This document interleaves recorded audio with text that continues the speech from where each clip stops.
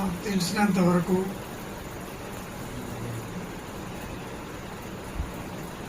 మనం ఆయన 5 ఏళ్ల నుంచి సఫర్ అయిన ఫిజికల్ డిజబిలిటీస్, తర్వాత ఆయన నమ్మిన విలువల కోసం జీవితాంతం పోరాటం,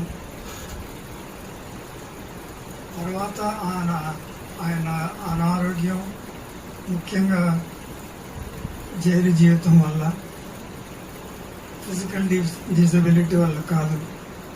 ఇవన్నీ మాట్లాడుకుంటూ ఉంటే ఒక ప్యారలల్గా ఇంకొక ఇమేజ్ వస్తుంది ఆయన గురించి. He never ever complained about any one of those things. I think his daughter spoke. I was also looking into this first contribution in this book written by her.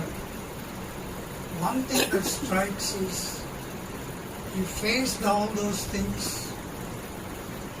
unimaginably with a cheerfulness, with a commitment.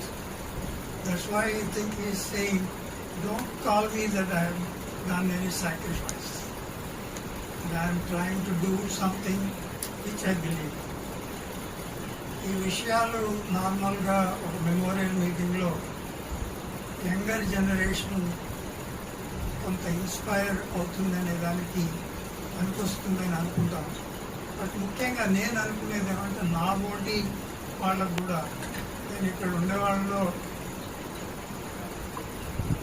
I don't know, మూర్తి గారి కన్నా 1 సంవత్సరం ఇటువంటి ఉంటాను నేను, అందరికన్నా age అని చెప్పుకోవచ్చు. నేను నాకు కూడా it's very inspiring. That's why I thank you very much.